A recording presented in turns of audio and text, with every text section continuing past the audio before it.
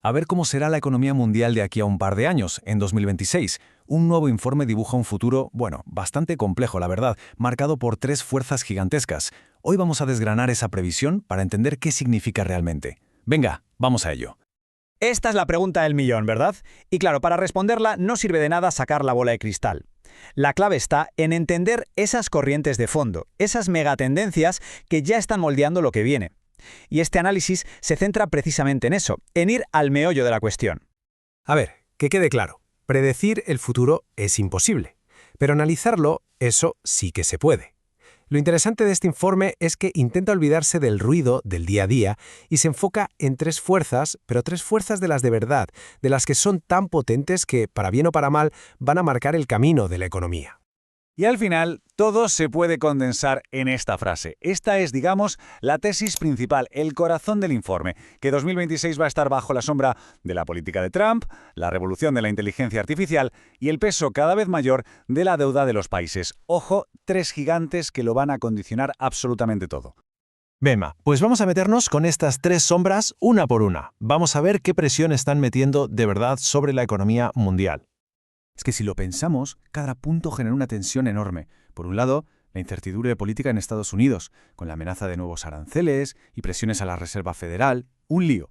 Por otro, una auténtica fiebre del oro con la IA. Se está metiendo muchísimo dinero ahí, pero ¿es rentable de verdad? Esa es la gran duda.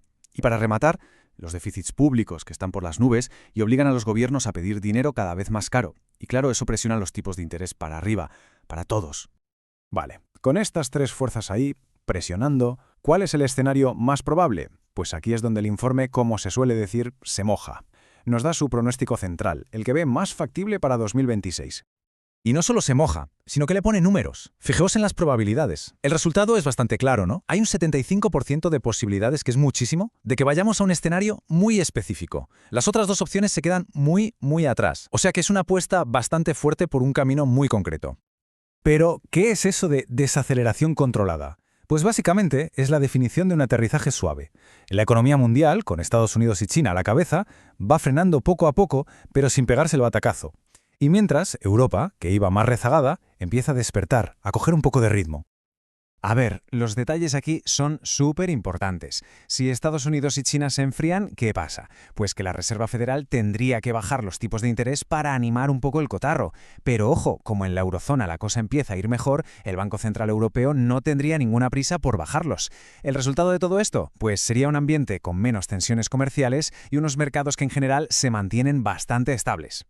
Vale, pero ¿y si esto del 75% falla? ¿Y si el escenario principal no se cumple?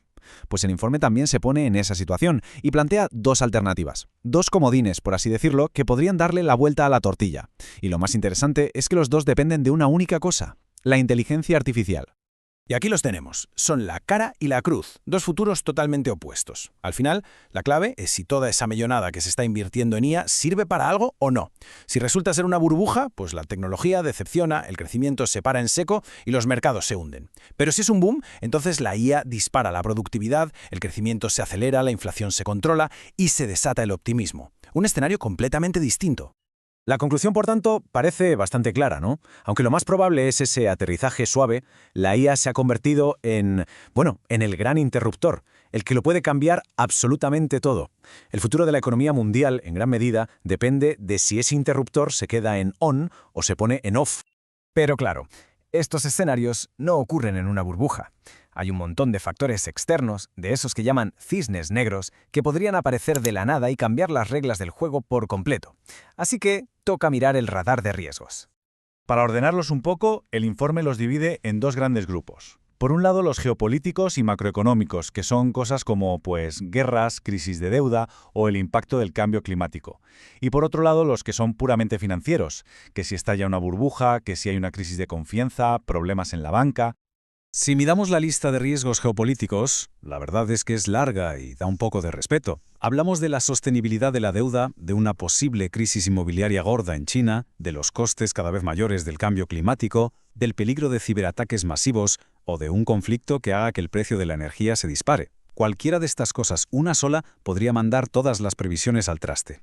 Y si nos vamos al lado financiero, los peligros no son para nada menores, ¿eh? Estamos hablando de una crisis de confianza en el dólar, que es la moneda de referencia, o de que pinche la burbuja tecnológica, también de problemas en esa parte tan opaca del sistema que es la banca en la sombra, o de que el mundo cripto se desplome y arrastre al resto. Son, como decíamos, los cisnes negros que siempre están ahí, acechando a los mercados. Muy bien, pues con todo este panorama, con los escenarios y los riesgos sobre la mesa, la pregunta clave es, ¿y entonces dónde se invierte? ¿Qué hacer con el dinero? Vamos a ver qué estrategia propone el informe. Pero antes, un punto que es fundamental, ¿eh? Hay que tener esto muy claro. La estrategia que vamos a ver está pensada para el escenario más probable, para el del 75%. O sea, no es una estrategia para los casos extremos, ni para el boom, ni para la burbuja. Es para ese aterrizaje suave que se espera. La lógica detrás de esto es bastante sencilla. Si estamos en un entorno donde la economía crece despacio, pero la inflación sigue ahí, dando la lata, los bonos del gobierno, la deuda pública, pues rinden muy poco y no son muy atractivos. En cambio, se espera que las empresas sigan ganando dinero, así que sus acciones, la renta variable, se convierten en una opción mucho más interesante. Y si miramos el mapa, ¿dónde estarían las oportunidades? Pues el informe sugiere mirar más allá de Estados Unidos. Recomienda sobreponderar, que significa invertir un poco más de lo normal, en la eurozona, con un foco especial en España y también en los mercados emergentes. Para el mercado de Estados Unidos recomienda una posición más neutral. Y con esto cerramos el círculo. Al final, todo el análisis vuelve al mismo punto, la inteligencia artificial.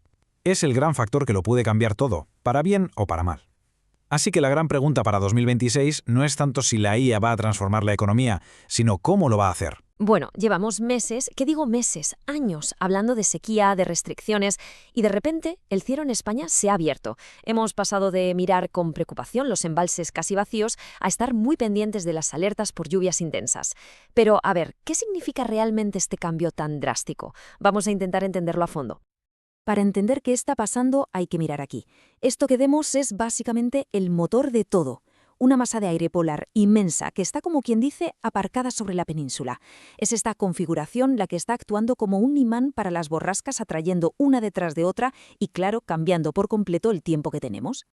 Y esto pues nos lleva a la pregunta del millón. ¿Son estas lluvias la solución que tanto esperábamos para la sequía? ¿Un alivio de verdad? ¿O quizá son una especie de aviso de que el clima se está volviendo más errático, más extremo? Venga, empecemos por lo más inmediato. ¿Qué dicen las previsiones? Pues la verdad es que los modelos lo tienen bastante claro. A ver, según los análisis de Meteo Vigo, no estamos hablando de un chaparrón de un día y ya está. No. Se esperan lluvias abundantes y además generalizadas durante al menos los próximos 7 días.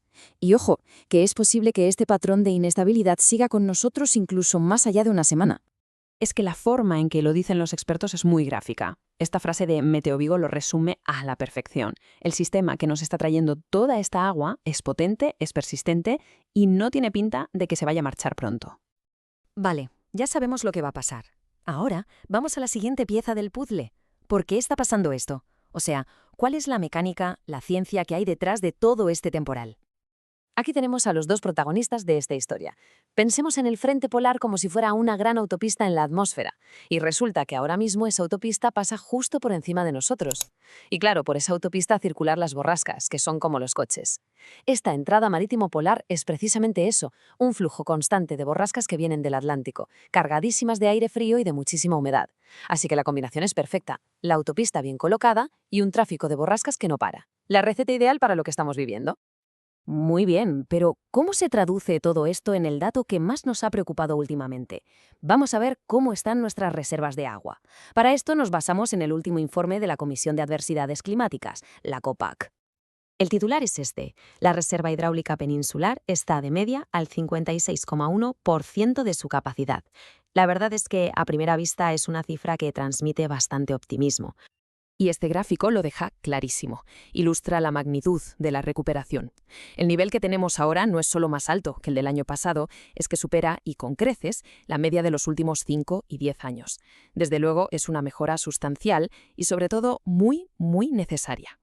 Sin embargo, una media nacional a veces puede ser un poco ñañosa. Si rascamos un poquito la superficie de ese 56%, vamos a ver que la realidad es bastante más compleja y sobre todo desigual. Aquí está el punto clave. El alivio no ha llegado a todos por igual, ni mucho menos.